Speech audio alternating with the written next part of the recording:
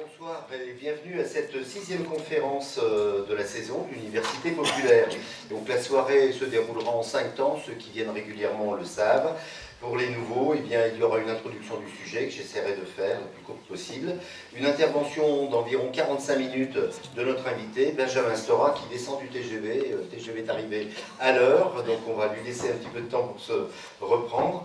Intervention qui sera filmée par notre ami Michel Chapuis et conférence que vous pourrez retrouver à partir de notre site sur l'onglet Forum des Savoirs, Université populaire en vidéo, et ce, à partir du milieu de la semaine prochaine. Notre témoin de ce soir, comme l'a dit Eric, sera Michel Maillat, maire de Tramail, qui sera interrogé pendant une quinzaine de minutes. Puis ensuite, pendant 30 minutes, vous aurez la parole. Et pour ce faire, vous leverez la main et attendrez d'avoir le micro pour vous exprimer. Enfin, autour du verre de l'amitié, nous pourrons poursuivre les échanges. Et vous pourrez consulter les livres proposés par le libraire de Mâcon, Jean-Marc Brunier, du Cadran Lunaire, qui propose notamment la dernière parution de Benjamin Stora, Juifs, musulmans, la grande séparation.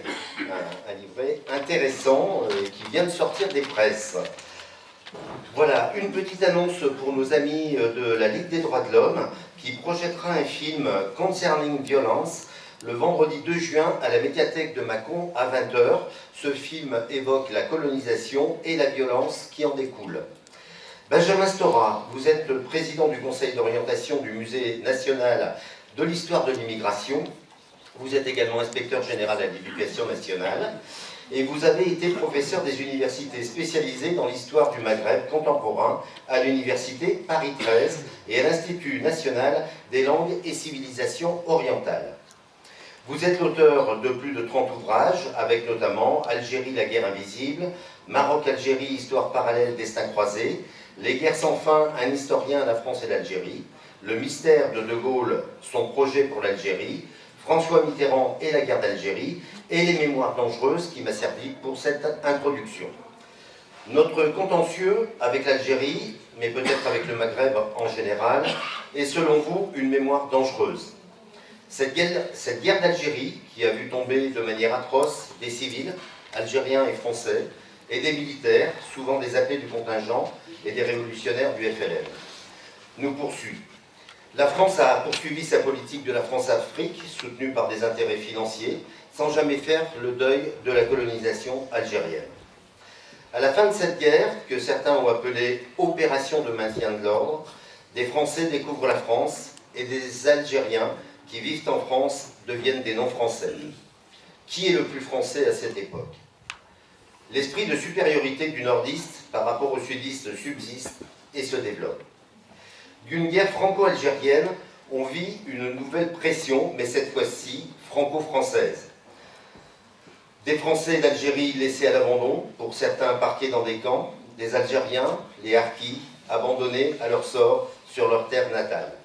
Renforce chez les deux parties, françaises et algériennes, le sentiment d'abandon et la perte de repères d'appartenance. Les Français de métropole regardent d'un œil méfiant ces pieds noirs, par qui, pour eux, tout est arrivé. Partisans et adversaires de l'Algérie française s'affrontent pendant des décennies. Et qu'en est-il encore aujourd'hui? Assimilation ou intégration, le débat faisait déjà rage au XIXe siècle. L'assimilationnisme devenait la règle républicaine. On apprend, durant la colonisation, aux enfants que leurs ancêtres sont des Gaulois. Cela rappelle des choses assez récentes. On travaille à la fois à l'assimilationnisme et au différentialisme. L'autre est différent de moi. Assimilé, mais aussi différencié, sans considérer le colonisé comme un Français à part entière. Les choses ont-elles évolué dans nos relations à l'immigré? J'ai découvert, page 100 et 101, un extrait du discours du général de Gaulle pour ses partisans, afin qu'ils se rallient à lui pour l'indépendance algérienne.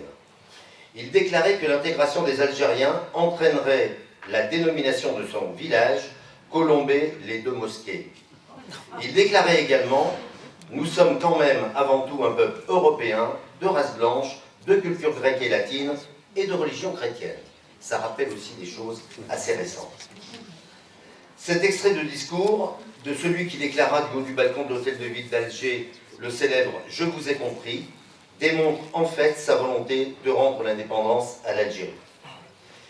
Cette période aurait pu, peut-être, être le moment d'affirmer la laïcité dans notre pays et la liberté de croyance en donnant place à un islam modéré dans notre pays, plutôt que d'affirmer l'impossibilité de vivre ensemble.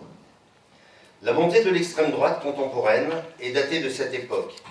En 1992, dans les Alpes-Maritimes, M. Le Pen participe à un hommage aux défenseurs de l'Algérie française. Le FN ne fonde-t-il pas son fonds de commerce sur une représentation de l'islam, des immigrés du Maghreb et de la guerre d'Algérie? Les attentats perpétrés par des fanatiques se réclamant de l'islam plongent certains de nos concitoyens dans le désarroi et les rend perméables aux discours xénophobes. L'arrivée de migrants sur le sol européen est-il pris en compte avec suffisamment de sérieux et de volonté par les pays européens et par la France? Le journal d'ATD Quart-Monde le commente. Je vous conseille sa lecture. La jungle de Calais, démantelée, vit encore actuellement des drames qui attisent les peurs et les rancœurs. Ne sommes-nous pas tous des hommes et des femmes dont les civilisations se sont croisées, mélangées, enrichies? Ce qui s'est passé au Soudan, en Libye, en Tunisie, en Syrie et dans d'autres contrées ont amené des populations entières à migrer. On ne migre pas par plaisir. Des familles sont séparées, des disparitions sont connues, enlèvement par les pouvoirs en place ou disparition des suites de la migration. Sur ce sujet, je vous conseille un livre que m'a prêté une petite journaliste française travaillant en Libye, qui s'intitule « La terre qui les sépare » d'Hicham Matar. Il raconte l'histoire de la séparation avec son père et ses recherches pour le retrouver, qui restent vaines. Combien de candidats aux élections prochaines prennent en compte cette réalité d'une Europe tournée vers le Sud? Je n'en connais que peu. Je vous laisse chercher dans les programmes, et pour vous éviter une perte de temps, vous ne le trouverez pas dans les programmes des 3 candidats de droite, centre et de l'extrême droite, sur les 5 candidats principaux. Alors Benjamin Stora, ce bassin méditerranéen, avec qui nous avons toujours commercé, avec qui des singularités historiques existent, religieuses avec Jérusalem, démocratiques avec la Grèce et Rome, agricoles avec les céréales, l'élevage, ovins et caprins, la vigne, la Méditerranée des conquêtes avec l'Espagne. Ce bassin peut-il un jour se débarrasser de ses mémoires dangereuses? Peut-il un jour espérer une paix et des partenariats qui permettent le développement plutôt que de devenir le tombeau de milliers de migrants qui fuient la misère, les despotismes et la guerre? Ce bassin englobant toutes les parties est, ouest, nord et sud de la Méditerranée. Immigration, les mémoires dangereuses, c'est le thème de ce soir et je vous laisse la parole, Benjamin Stora.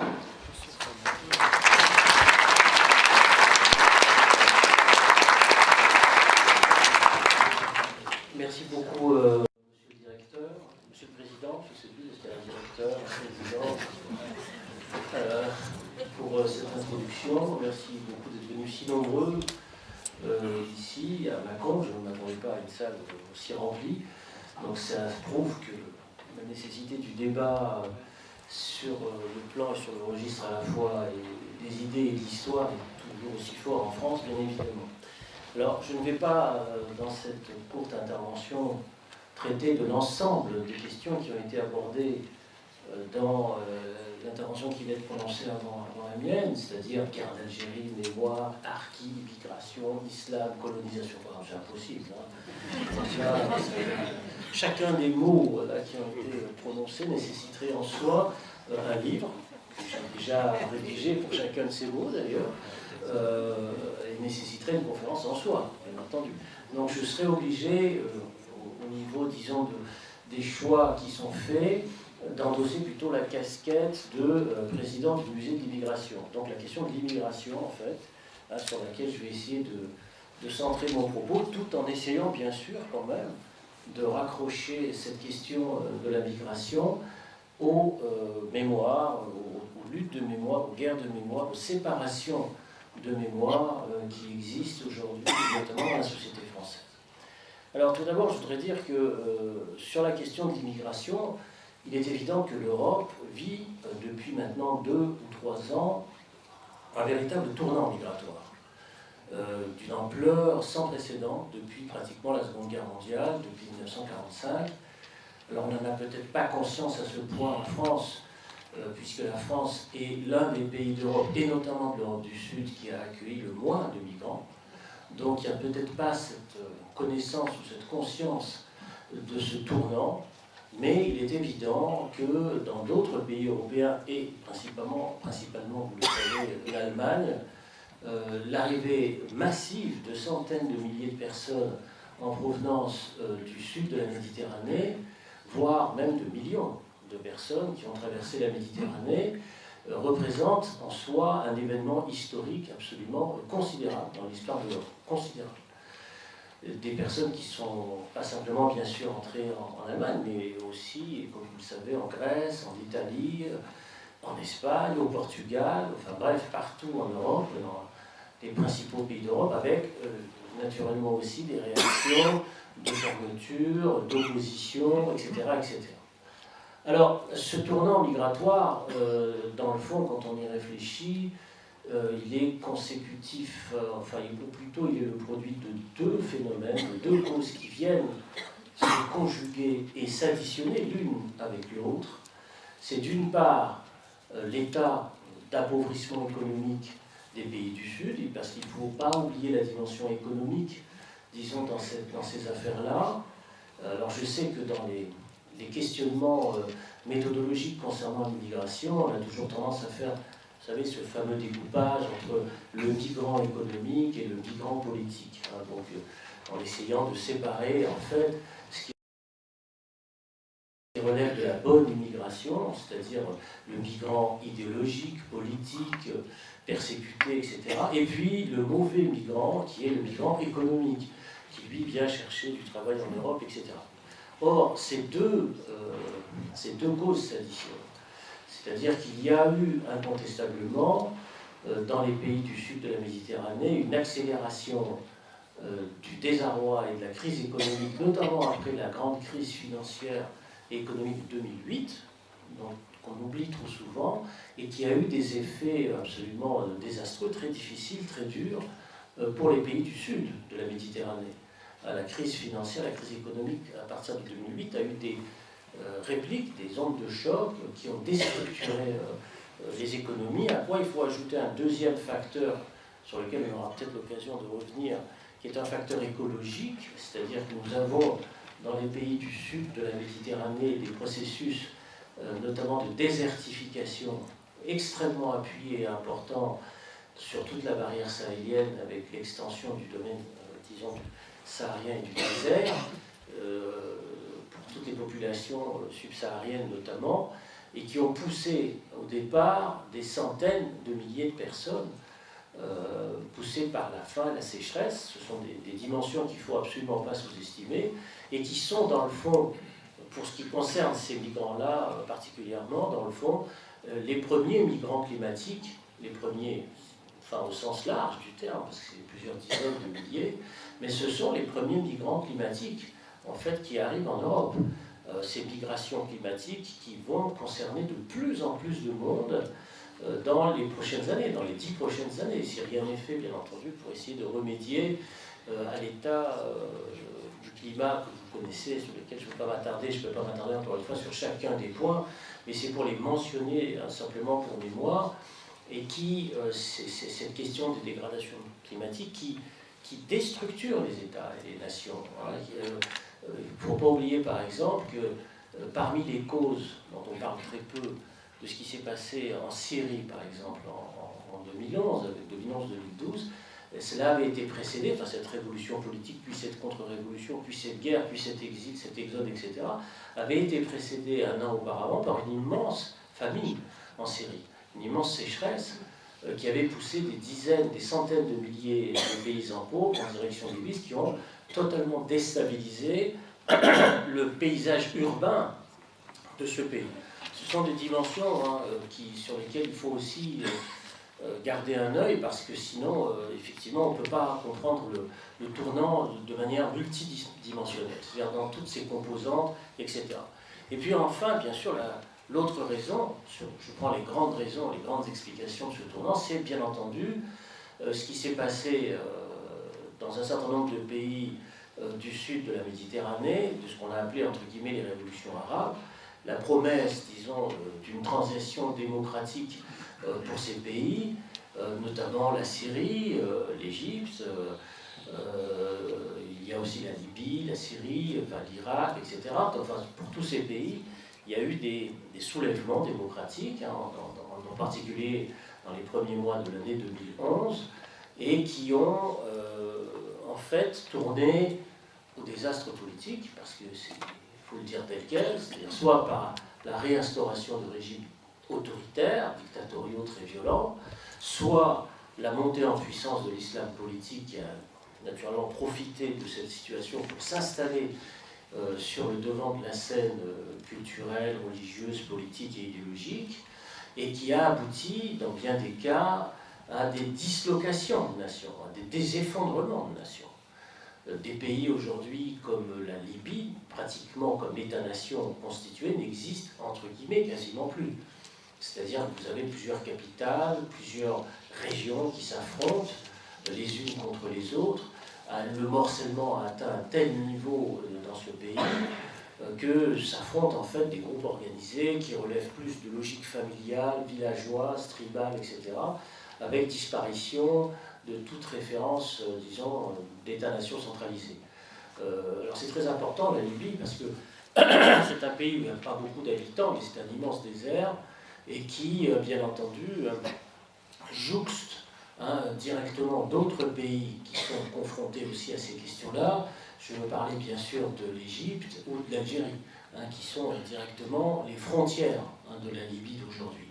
Alors, la Libye, bien sûr, mais également l'espérance démocratique syrien qui s'est fracassée sur le régime syrien, dirigé par Bachar el-Assad, qui a mené une répression absolument impitoyable en Syrie, aboutissant à effectivement des centaines de milliers de morts en Syrie, c'est considérable. Et le fait que ce pays, lui aussi, comme la Libye, n'existe quasiment plus. C'est-à-dire que vous avez un appareil d'État qui continue d'exister, mais dans des situations de morcellement, de partition, de désagrégation étatique absolument considérables.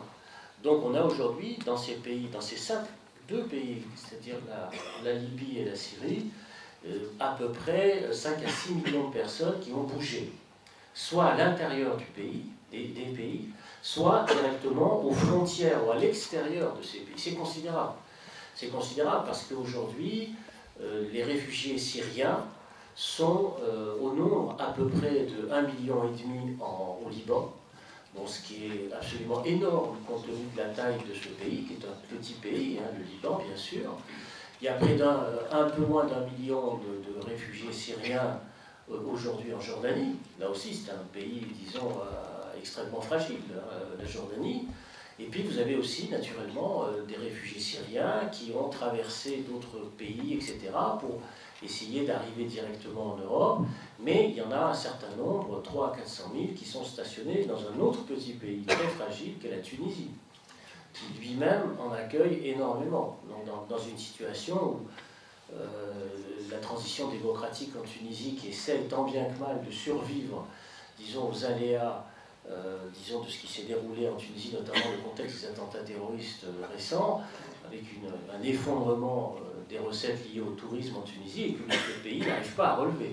Donc on a naturellement là aussi en Tunisie de très très graves préoccupations à avoir. Donc on a aujourd'hui sur ces pays plusieurs millions de personnes qui se sont déplacées, qui ont bougé. C'est énorme, c'est un tournant absolument gigantesque, une sorte de tournant historique considérable, parce que qui aurait pu prévoir il y a seulement 5 ans que ces pays qui présentaient en apparence une stabilité politique, des États forts et autoritaires, etc., puissent aussi vite et aussi rapidement s'effondrer. Parce que ça, c'est vraiment la grande surprise, et ont poussé les élites de ces pays, les cadres de ces pays à fuir. Et ces guerres se voient aussi dans d'autres pays qui ne sont pas directement touchés, entre guillemets, par la révolution arabe, mais quand même touchés par des guerres politiques. Je veux parler en particulier du Soudan et de l'Érythrée, par rapport à un pays comme l'Éthiopie. Le Soudan et ce qui se passe entre guillemets au Soudan du Sud. Donc on a par conséquent des régions entières qui depuis 4, 5, 6 ans se sont enflammées sur le plan, disons, militaire, politique, idéologique, et ont provoqué par conséquent des départs massifs de leur population. Alors, les gens se dirigent, bien entendu, vers l'Europe. Vous savez, on ne peut pas à la fois, si on prend l'exemple de la France, ou même de l'Allemagne, mais prenons l'exemple de la France, dire que l'on est un grand pays dans le concert des nations, avoir un siège au Conseil de sécurité, proclamer la grandeur éternelle de la France, etc., et s'étonner que des centaines de milliers de personnes veuillent aller vers la France. Là, il y a un paradoxe, il y a une contradiction. On ne peut pas exalter en permanence, disons, la grandeur, disons, la puissance de la France, et puis dire, dans le fond, mais pourquoi ces gens veulent venir vers nous? On va très bien. Enfin bon, c'est quand même un étrange paradoxe du discours politique et idéologique en France. Alors, ils viennent vers la France, effectivement, parce que c'est un grand pays, tout simplement. C'est un pays qui a, disons, une économie très puissante, très, très forte, ça c'est évident, certes inégalitaire, bien entendu.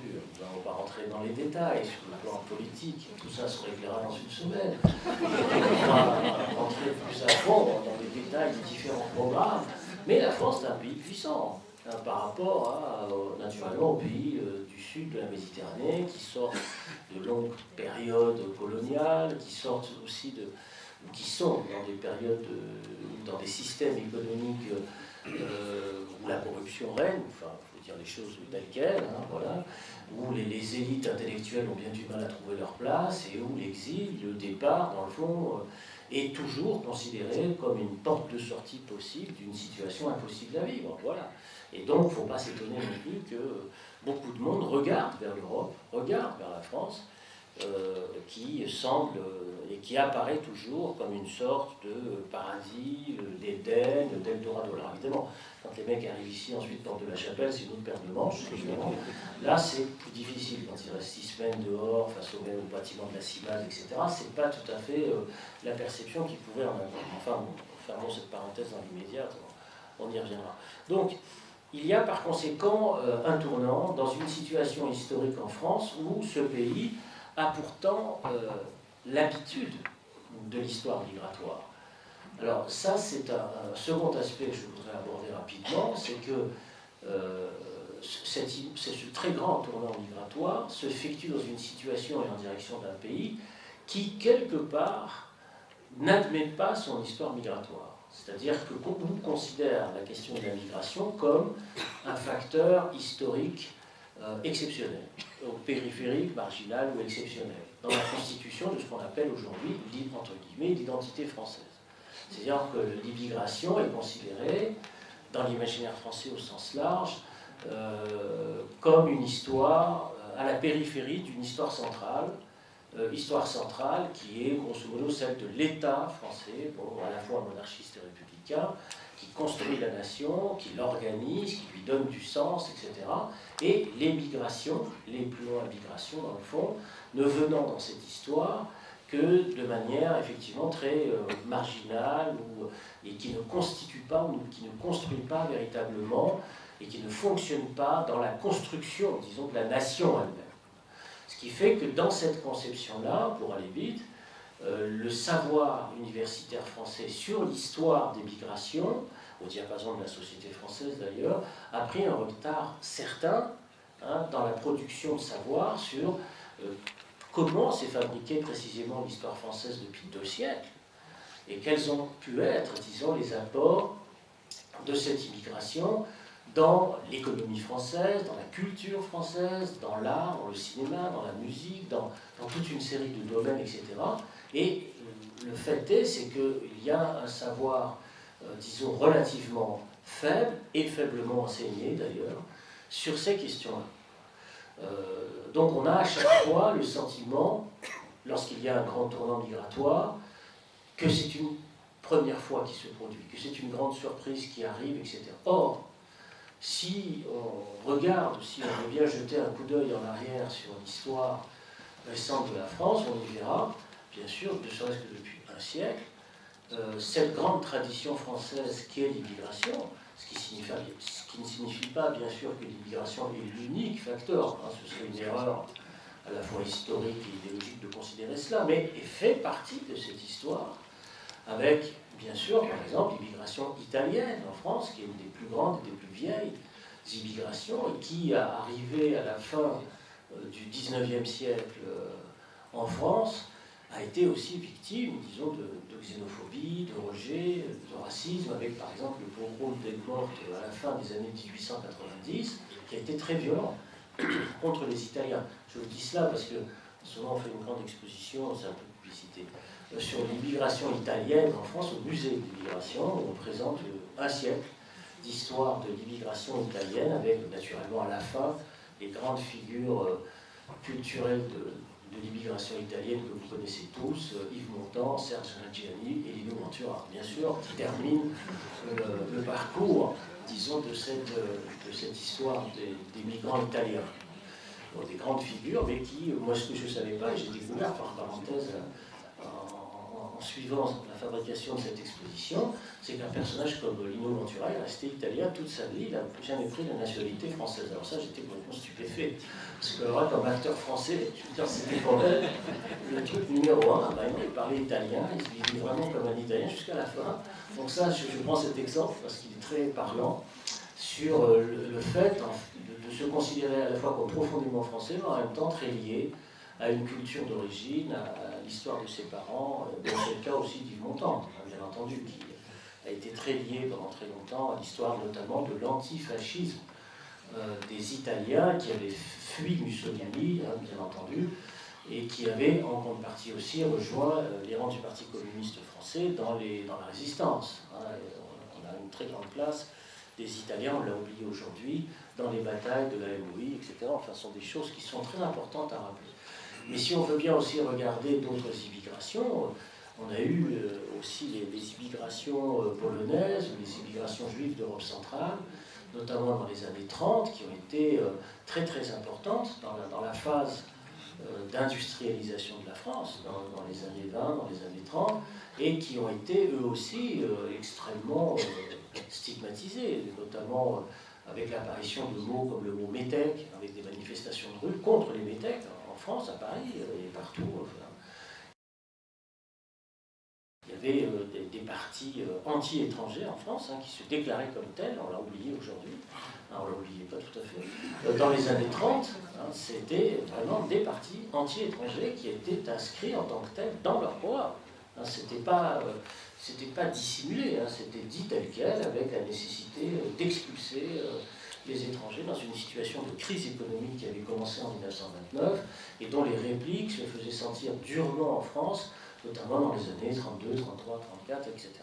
Et où il y avait effectivement des manifestations très violentes, très hostiles contre les métèques à cette époque-là. Et puis on a oublié aussi peut-être, si on veut bien rester dans cette période dite de l'entre-deux-guerres, l'arrivée extraordinaire et massive des républicains espagnols, qui ont franchi les Pyrénées en quelques jours, en quelques semaines, 500 000 Espagnols qui sont rentrés en France dans les premiers mois, fuyant naturellement le régime franquiste à la suite de l'effondrement de la République espagnole, qui s'est effondrée, comme vous le savez, après 3 ans de guerre entre les républicains et les franquistes, et qui se sont installés sur les plages de la Méditerranée, du Perpignan, Banyuls, etc. Enfin, aujourd'hui, on les connaît tous parce que tout le monde va à la plage et tout ça. Mais à chaque fois que je vais maintenant dans ces endroits, parce que j'ai un peu travaillé depuis que je préside ce musée d'immigration, c'est vrai que je ne peux pas m'empêcher, quand je regarde ces plages, de voir qu'il y avait des dizaines de milliers de gens qui sont restés plusieurs semaines, quelquefois dans le froid, etc., dans des situations très très dures. Et manque de chance pour eux, comme vous le savez, tout de suite après, il y a eu l'apparition, à la suite de l'effondrement en France de 1940, donc, du régime pétainiste. Donc ils sont très vite retrouvés, ces républicains espagnols, dans une situation extrêmement difficile, délicate, pour ne pas dire plus, de peur d'être livrés, disons, à Franco. Donc c'était quand même Bon, bref, je vous cite ces exemples parce que ce sont des exemples d'arrivées massives en fait, de migrants qui se sont heurtés, disons, à une certaine hostilité, une certaine forme d'hostilité d'une partie de la société française. Mais il y a une autre partie de la société française qui, elle, a accueilli ces migrants, qui, disons, se sont battus par solidarité avec eux. C'est un aspect aussi de ce qu'est la France républicaine, la France solidaire, qui a joué un très grand rôle hein, dans l'accueil, disons, de ces immigrés, qui étaient des immigrés à la fois sur le plan économique, sur le plan social, mais aussi sur le plan politique. Plus récemment, pour aller très vite, il y a eu aussi l'accueil des réfugiés chiliens en France, qui a été très important après le coup d'État de 1973. Des milliers de Chiliens sont venus en France, ont été accueillis en France, c'est très important. Et puis aussi, il faut évoquer les Vietnamiens, ce qu'on appelle les World People vietnamiens, qui ont été très nombreux à venir s'installer en France, notamment à la fin des années 70, dans la société française, et qui ont été accueillis. Alors, vous me direz, d'accord, bon, ça a été une tradition, l'arrivée, l'accueil, l'hospitalité, certes des batailles, de xénophobie et autres, mais est-ce que c'est le cas, disons, là on en arrive progressivement, bien sûr, au cœur de notre sujet, mais est-ce que dans le fond, c'est le cas pour toutes les immigrations? Est-ce qu'il n'y a pas, disons, des blocages, des problèmes dans ce qu'on appelle les mécanismes d'intégration sociale ou d'assimilation culturelle? Est-ce que dans le fond, la machine ne s'est pas déréglée, et pourquoi, et comment, etc. Alors sur ces questions-là, bien sûr, qu'il faut affronter, hein, parce que ce sont des questions très importantes, il y a deux types d'explications qui sont à mettre en rapport avec des immigrations qui sont en provenance du sud de la Méditerranée. Il y a deux types d'explications.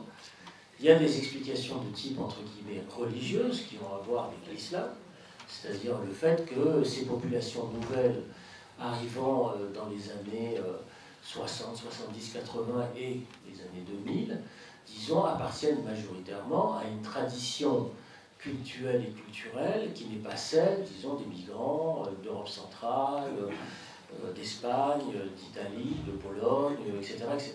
Bon.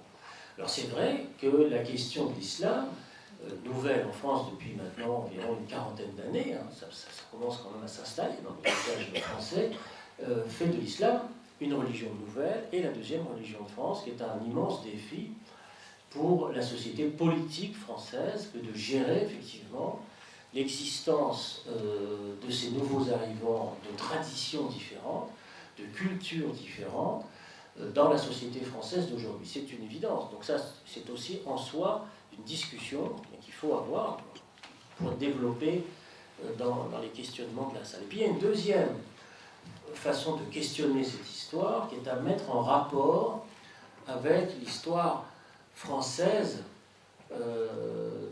politique en direction des pays du Maghreb. Parce que la plupart de ces immigrations dites de culture musulmane, en fait, 80 à 90% sont des Maghrébins. Parce qu'on dit toujours des musulmans aujourd'hui. Mais en fait, ce sont des Maghrébins. 80 à 90% de ces personnes appartenant à cette histoire, cette tradition, etc., viennent de pays du Maghreb. De 3 pays du Maghreb. Algérie, Maroc, Tunisie. 80 à 90%. Il n'y a pas une majorité de musulmans soudanais, érythréens, ou je ne sais quoi. C'est le Maghreb. Or, le Maghreb ne se réduit pas dans sa compréhension, dans sa façon de le regarder, etc., uniquement à cette dimension exclusivement religieuse. Le Maghreb a une histoire, et les Maghrébins ont une histoire qui n'est pas seulement une histoire religieuse. Même si la religion compte, elle joue énormément, bien sûr, mais on ne peut pas, par exemple, parler de manière essentialiste et exclusiviste, de manière exclusive, d'un pays exclusivement, donc, par son appartenance à une histoire religieuse. On ne dirait pas ça, par exemple, de pays comme l'Allemagne, en disant c'est un pays, voilà, protestant, la France catholique, l'Italie catholique, en parlant des Français, on dirait les catholiques. Bon, c'est une façon, on pourrait le faire, hein, c'est une façon de faire, on pourrait effectivement, mais je ne crois pas que ça correspondrait, par exemple, à la réalité historique et politique française. parce que les phénomènes de sécularisation, d'affrontements politiques et culturels à l'intérieur de la société française, notamment depuis la Révolution de 89, ont permis de dessiner un autre paysage, notamment citoyen, que celui qui vise à être confiné dans un espace totalement religieux.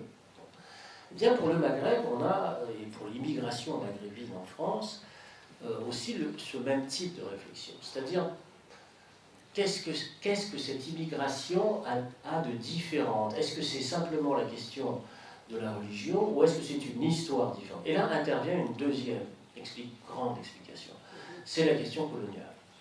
Et c'est là que la question de l'immigration vient percuter la question coloniale. Parce que les immigrants venant des pays du Maghreb, et je dirais plus tard, si j'ai le temps, d'Algérie principalement, non pas pour la question du nombre, mais pour la singularité historique, eh bien, ont une proximité très forte avec la France, très ancienne, à cause de l'histoire coloniale. Une proximité qui a provoqué, bien sûr, la circulation culturelle, et notamment celle de la langue française, extrêmement répandue dans ces pays, qui fait qu'on a une proximité paradoxalement beaucoup plus forte avec les habitants, les populations d'Algérie, du Maroc et de Tunisie que de la Lituanie, de la Pologne, de la Slovénie ou même, disons, de pays comme l'Allemagne, qui est pourtant un pays très proche,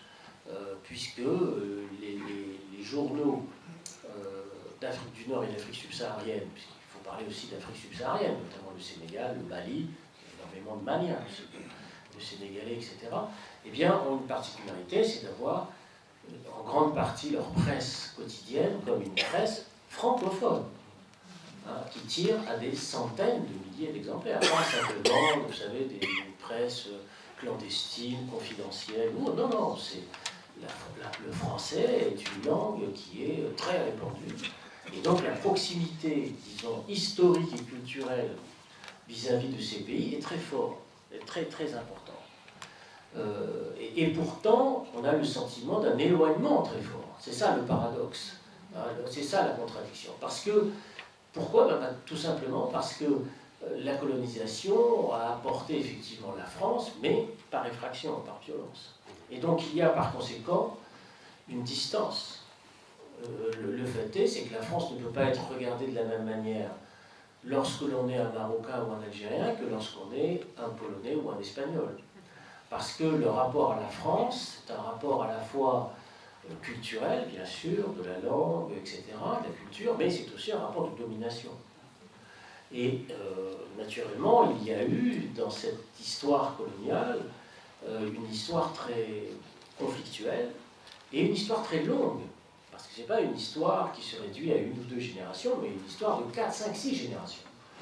Donc ça veut dire, bien sûr, qu'il y a eu mélange, métissage, et à la fois énormément de sous-entendus, de réflexes et de comportements des uns vis-à-vis des autres et inversement, qui étaient aussi de la suspicion et de la défiance en rapport avec cette histoire-là, que je n'ai pas le temps, bien sûr, ce soir, de développer dans le détail. Parce que là, ce serait l'objet d'une autre conférence sur la guerre d'Algérie, les appelés, les harkis, les pieds noirs, les immigrés, tout ça. Bon.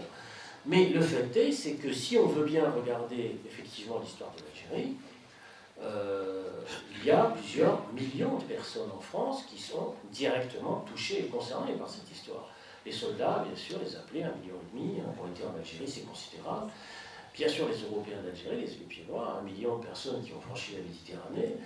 Bien sûr, les immigrés algériens en France, dont le nombre a été multiplié par 2 pendant la guerre d'Algérie, puisqu'ils sont passés de 200 000 à 400 000 pendant la guerre d'Algérie. Donc c'est considérable. Et puis il y a tout ce qu'il y a autour de ces 3 grands groupes, de ces 3 grandes populations. Donc à eux seuls, ils forment déjà un contingent de près de 3 millions de personnes. Ajouter à cela les descendants et les arrière-descendants, ajouter à cela ceux qui ont l'Algérie en tête parce qu'ils y ont été ensuite, après 62, comme coopérants, ceux-là on les oublie très souvent, mais il y en avait plusieurs dizaines de milliers, ils sont partis en Algérie, enseigner, etc. Ça a été la coopération qui a été très très forte. Vous avez une population aujourd'hui de 5 à 6 millions de personnes au bas mot qui est directement en prise avec cette histoire algérienne. C'est énorme, hein, c'est considérable. C'est pas une histoire ordinaire, c'est pas une histoire banale. Elle touche des populations absolument considérables qui portent quelque part en eux des mémoires, effectivement, des rapports contradictoires à cette histoire, très contradictoires, entre ceux qui vivent cette histoire comme un paradis perdu, bon, je veux dire, bon, les Européens d'Algérie, etc., et ceux qui, au contraire, ont une vision anticoloniale de cette histoire, c'est-à-dire le fait qu'on a deux rapports à l'histoire française et algérienne qui sont très opposés. Et on a à partir de là, bien sûr, une complication supplémentaire dans cette histoire migratoire. Mais à cela, il faut ajouter une autre complication.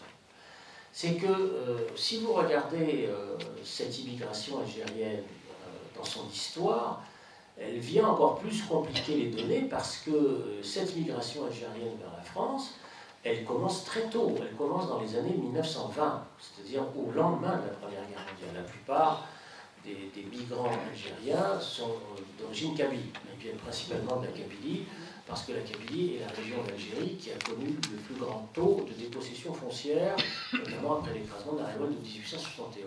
Donc les premiers arrivants en France sont des Kabyles qui arrivent avant la Première Guerre mondiale, mais ensuite le processus va s'amplifier. Alors pourquoi je parle de cette singularité, de cette complication? C'est parce que ceux qu'on appelle aujourd'hui, que je viens de nommer devant vous des Algériens, ne l'étaient pas comme des Algériens. C'était des hommes sans nom, puisqu'ils n'étaient pas Algériens dans le sens où l'Algérie était la France. Donc ce n'étaient pas des Algériens, forcément. Étaient-ils pour autant des Français? Non, puisqu'ils étaient privés de la citoyenneté française, donc de la nationalité française. Étaient-ils aussi des sujets coloniaux? Eh ben non. La différence des Indochinois ou des Marocains, ou des Sénégalais, qui eux étaient sujets coloniaux. Donc ils pouvaient se revendiquer, disons, d'une appartenance, d'une filiation juridique. Bon. Et les Algériens n'étaient ni Algériens, ni Français, ni sujets coloniaux. C'était des hommes sans nom. De sorte que la réappropriation de leur identité, dans les vagues migratoires algériennes qui vont se succéder de 1920 jusqu'en 1962, ce qui est beaucoup, hein, ça fait 2 à 3 vagues migratoires, eh bien cette réappropriation identitaire de ces hommes sans nom va se faire par le biais de l'engagement politique et nationaliste, qui est fondamental. Or, le nationalisme précisément algérien, lui, il va se fabriquer pour la séparation avec la France.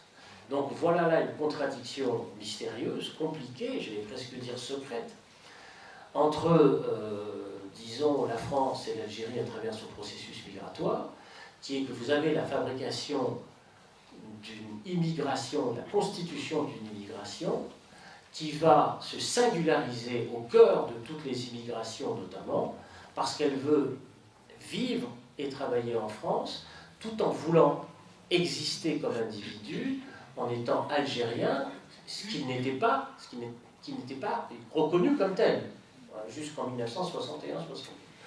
Donc, à partir de là, ça vous crée une complication supplémentaire.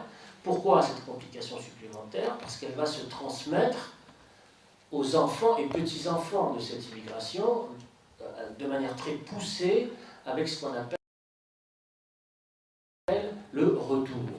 C'est-à-dire le fait que, dans le fond, on est en France pour travailler, mais dans l'objectif de retourner au pays, hein, de s'y établir.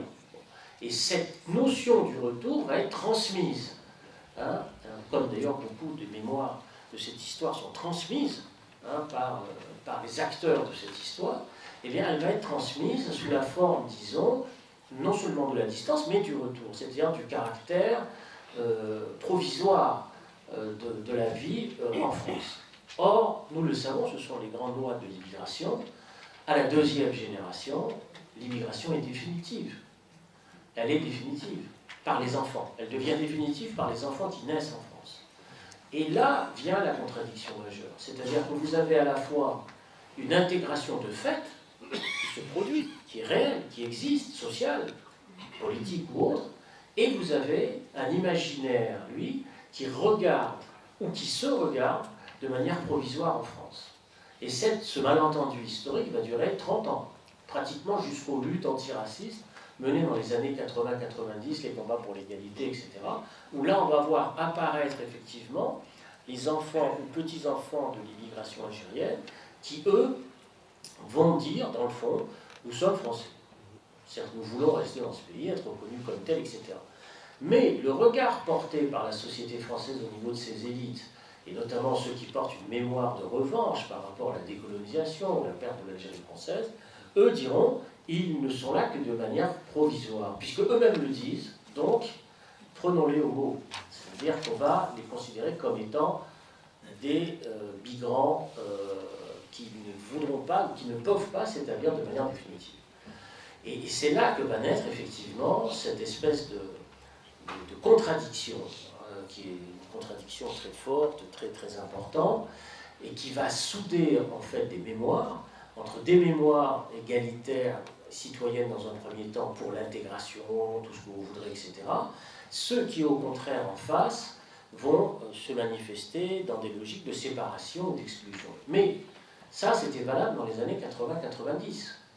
Parce qu'entre-temps, comme les positions se sont figées, se sont cristallisées sur ces positions-là, eh bien, vous avez effectivement des montées de ce qu'on pourrait appeler un identitarisme. C'est-à-dire que ce sont des identités qui se construisent sur la base de la séparation. C'est-à-dire que là, vous avez depuis 20 ans, 30 ans, des mémoires construites sur la base de l'opposition et de la séparation, et qui, dans un sens comme dans l'autre, favorisent d'un côté un nationalisme français qui se structure sur le rejet de l'autre en rapport avec la question coloniale, et vous avez une montée d'une identité communautaire qui explique grosso modo, nous sommes français, mais des Français à part et considérés comme tels. Et donc vous avez à partir de là un choc et une séparation qui s'accentue et qui s'accélère. Alors le problème, c'est que ce que je vous explique là aurait pu être traité par le biais des partis politiques, depuis 20 ans, depuis 30 ans. C'est-à-dire le refus de la séparation pour essayer de mettre des passerelles, construire, disons, des liens qui permettent que cette séparation se termine, et donc de traiter la question en tant que telle. Or, le retard est très grand sur ce plan-là. Retard pris sur la question de l'histoire générale de l'immigration, le retard pris sur le rapport entre l'immigration et l'identité républicaine, le retard pris sur la question, bien sûr, de la guerre d'Algérie, de la décolonisation et de la colonisation, dans son enseignement. Bref, l'accumulation des retards sur le plan idéologique, politique, etc., a favorisé la cristallisation de mémoires antagonistes. Donc on est en train d'essayer de réparer ce retard, c'est évident depuis plusieurs années, notamment dans l'éducation nationale, au niveau des programmes scolaires, les choses ne sont plus ce qu'elles étaient, c'est évident. Hein, je veux dire, il y a un certain nombre d'enseignements qui existent aujourd'hui, c'est sûr. Les sujets tombent à l'agrégation, baccalauréat, on prend toute la chaîne des concours. Toutes ces questions arrivent maintenant, c'est évident.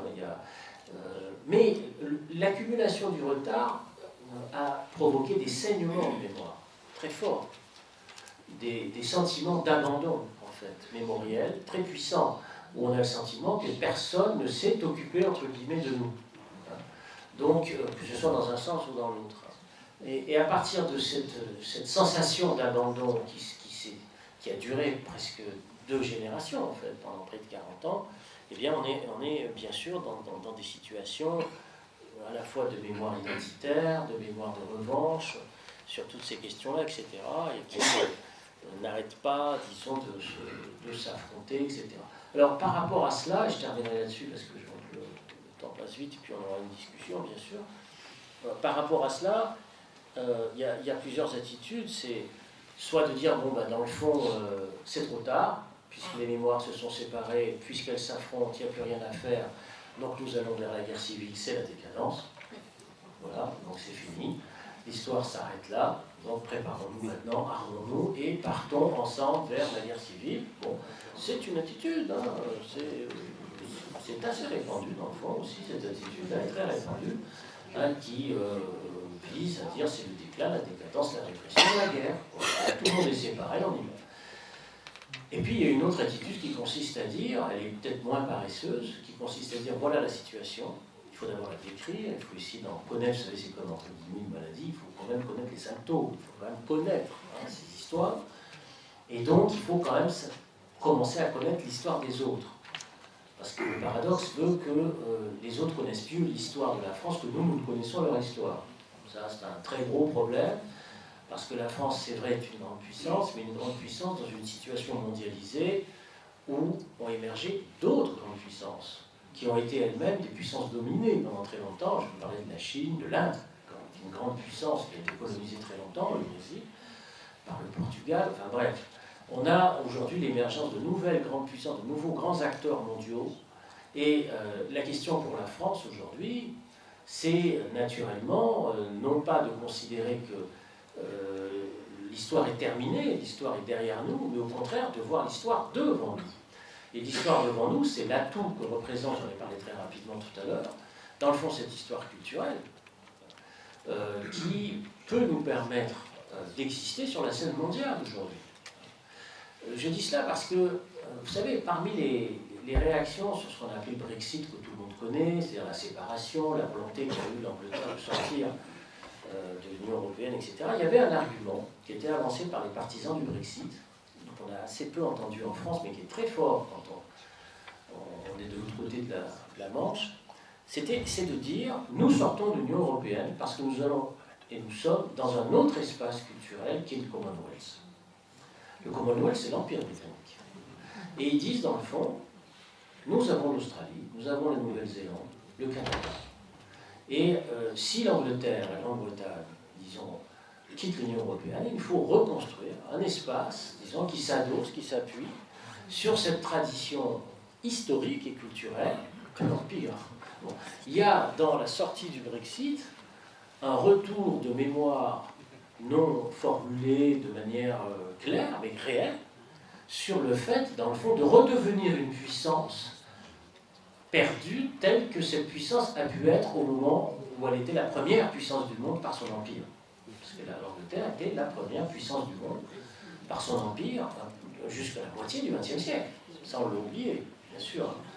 Elle a perdu ce statut. Donc il y a cette espèce de... Alors pourquoi je dis ça? C'est parce qu'en France, dans le fond, il n'y a pas la conscience de ce qu'a pu être, disons, l'histoire française dans sa version impériale, hein, tout simplement, parce que, disons, il y a le sentiment que, dans le fond, la France se réduit à la France.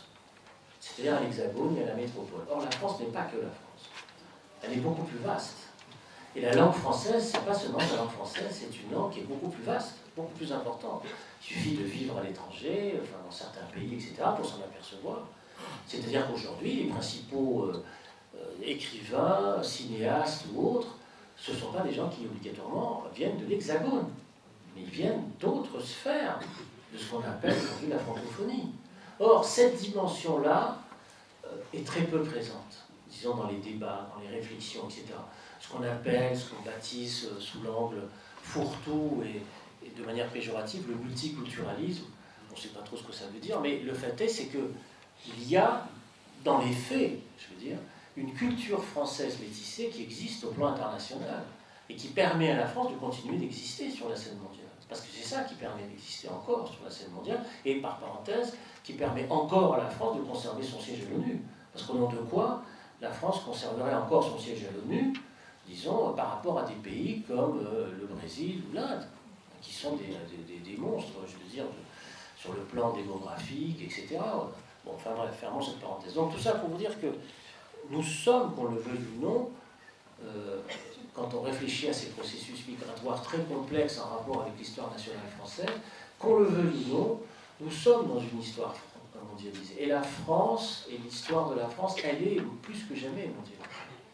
La paresse intellectuelle et politique vise au repli dans l'Hexagone, donc à la fermeture sur soi, donc à des solutions, disons, économiques et politiques, exclusivement nationalistes. Or, il faut dépasser les discours nationalistes, parce que les discours nationalistes, ils sont toujours porteurs de séparation et de haine. Je vous remercie.